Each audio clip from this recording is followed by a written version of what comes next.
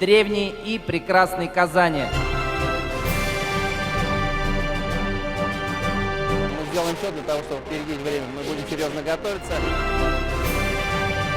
Чем смелее идея, чем смелее и креативнее желание менять мир вокруг, тем большего результата мы можем вместе добиться. Когда Ильсур Метшин только возглавил город, проблем хватало. Коммунальная сфера и транспорт, пробки и незаконные киоски. Только предстояло ликвидировать свалки и отремонтировать старые школы. Все шло не без серьезных препонов, чтобы услышали. Иногда приходилось искать нужные слова. Вы жестко, товарищ строитель, чтобы, вы же не вредители городу, это кровеносные сосуды наши.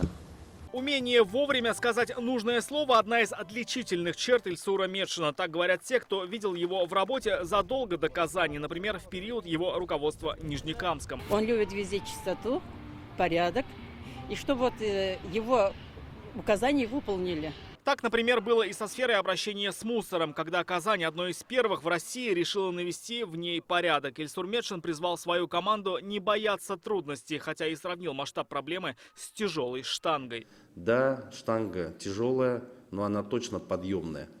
И ее точно нужно решать. За всю карьеру Ильсур Метшин не раз приводил подобные говорящие эпитеты. Запуская реновацию бывших промышленных территорий, мэр города назвал их ржавым поясом. И мы ставим амбициозную задачу, вот эту ржавый пояс, не просто провести реновацию, а привести в такое некое ожерелье красивое. И это уже Казань завтрашнего дня. А этой зимой, говоря о снегоуборочных машинах, в народе называемых барсиками, вынужден был их сравнить с беспомощными котятами. Наши барсики, которые мы активно закупали, оказались в буквальном смысле котятами. В последние годы зима и вправду щедро одаривала Казань снегом, что не раз иронично отмечал Ильсур Метшин. Отдельный комментарий, что они не знали, что будет снег. Знали, но на ходу снег ловить никто еще не научился. А безответственность руководителей, цитата Метшина, тоже вошла в обиход. Или наведите порядок, или пусть на их место перейдут те, которые не безразлично.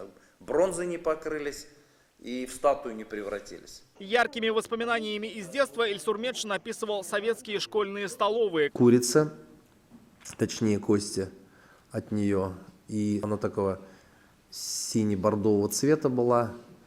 И ощущение, что она погибла в бою за корм. Добро пожаловать в Казань! Вот так казанский градоначальник незадолго до проведения в Казани чемпионата рабочих профессий высказался о нехватке специалистов. Наелись уже от всяких менеджеров, которых штампуют наши бывшие ПТУ и колледжи, выдавая корочки. А вот так о хаотичном развитии пригорода. За дешевым квадратным метром едут в соседний район, Пестричинский и там другие.